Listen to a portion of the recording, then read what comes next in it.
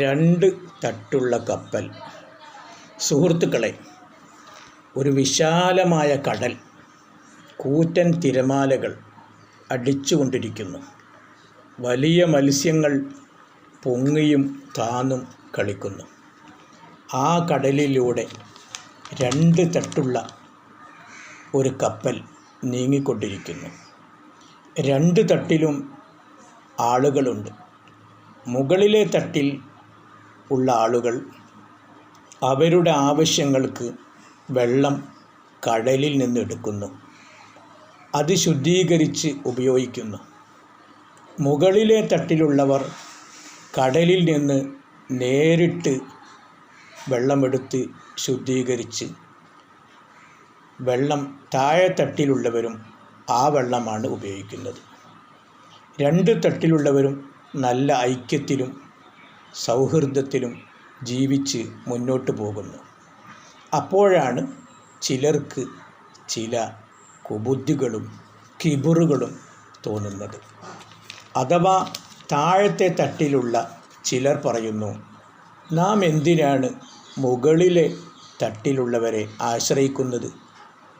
നമുക്ക് കപ്പൽ ചെറിയ ഓട്ടയാക്കി കടലിൽ നിന്ന് നേരിട്ട് വെള്ളമെടുക്കാം, അത് ശുദ്ധീകരിച്ച് നമുക്ക് നമ്മുടെ ആവശ്യത്തിന് ഉപയോഗിക്കാം.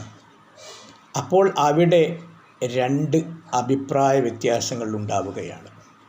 നേരിട്ട് വെള്ളമെടുക്കാമെന്ന അഭിപ്രായത്തിലും ഇത്രയും ദിവസം ചെയ്ത പോലെ മുകളിലുള്ളവർ എടുക്കുന്ന വെള്ളം, അത് അവർ ശുദ്ധീകരിച്ച വെള്ളം നമുക്കും ഉപയോഗിക്കാം എന്ന അഭിപ്രായത്തിലും ആളുകൾ രണ്ട് പക്ഷം ചേർന്ന് നേരിട്ട് വെള്ളം എടുക്കുന്നതിലെ അപകടം മനസ്സിലാക്കി കൊടുക്കുന്നു.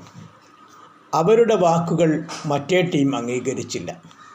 അങ്ങനെ നേരിട്ട് വെള്ളം എടുക്കാം എന്ന ടീമിലെ ചിലർ കപ്പൽ ഓട്ടയാക്കുകയും വെള്ളം ശക്തമായി കടന്നു വരികയും വെള്ളത്തിൻ്റെ ഒഴുക്ക് തടയാൻ കഴിയാതിരിക്കുകയും ചെയ്തു. എല്ലാവരും മുങ്ങി മരിക്കുകയായിരുന്നു അനന്തരഫലം.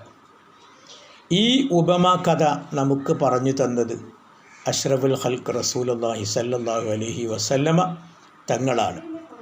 ജീവിതത്തിൽ ഒരിക്കൽ പോലും കളവ് പറഞ്ഞിട്ടില്ലാത്ത, കാര്യങ്ങൾ മുൻകൂട്ടി കാണാൻ കഴിവുള്ള, മുൻകൂട്ടി കണ്ട റസൂലുള്ളാഹി സ്വല്ലല്ലാഹു അലൈഹി വസല്ലമ ഒരു ഉപമാ സംഭവം പറയാൻ കാരണം, വരും കാലത്ത് അഥവാ നാം ജീവിച്ചിരിക്കുന്ന ഈ കാലത്ത് വലിയ വലിയ തിരമാലകളും കൂറ്റൻ മത്സ്യങ്ങളുമാകുന്ന ശത്രുക്കളുടെ ഇടയിലൂടെ ആടി ഉലഞ്ഞ് പോയിക്കൊണ്ടിരിക്കുന്ന ഒരു കപ്പലാണ് ഇസ്ലാം.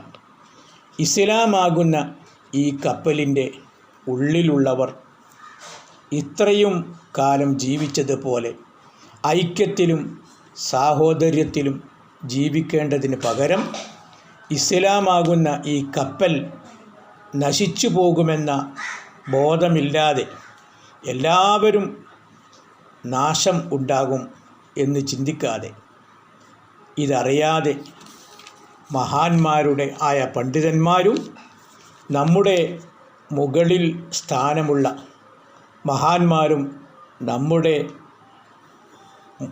മുകളിലുള്ള സ്ഥാനമുള്ള മുജ്തഹിദീങ്ങളും കടൽ പോലെ വിശാലമായ ഇൽമ് ഖുർആനിൽ നിന്നും ഹദീസിൽ നിന്നും എടുത്ത് കിളറാക്കി വെച്ച ആ അറിവിനെ ഉപയോഗിച്ച് ജീവിക്കുന്നതിന് പകരം ഖുർആനിൽ നിന്നും ഹദീസിൽ നിന്നും നേരിട്ട് അറിവുകൾ എടുക്കുമ്പോൾ യുക്തിവാദികളും വഹാബികളും പോലെയുള്ളവർ അതിനെ വികലമാക്കുക വഴി ഇസ്ലാമിനെ തകർക്കാനാണ് ശ്രമിക്കുന്നത്.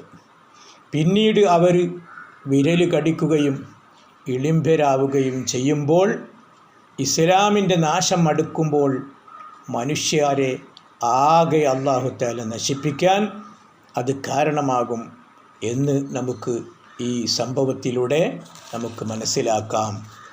ഇത്രയും ദീർഘദൃഷ്ടിയാലെ അഷ്റഫുൽ ഖൽഖ് സല്ലല്ലാഹു അലൈഹി വസല്ലമ ഇതിനെല്ലാം ക്ലിയറായിട്ട് പറഞ്ഞു തന്നിട്ടും നാം ഇപ്പോഴും ഇസ്ലാമിനെ നശിപ്പിക്കാൻ വേണ്ടി ഖുർആനിൽ നിന്നും ഹദീസിൽ നിന്നും നേരിട്ട് നിയമങ്ങൾ എടുക്കുകയും അങ്ങനെ ഇസ്ലാം നശിപ്പിക്കാൻ വേണ്ടി ശ്രമിക്കുകയും ചെയ്തിരിക്കുന്ന ആളുകളെ നാം കരുതിയിരിക്കണം എന്നാണ് ഈ സന്ദർഭത്തിൽ എനിക്ക് നിങ്ങളോട് പറയാനുള്ളത്.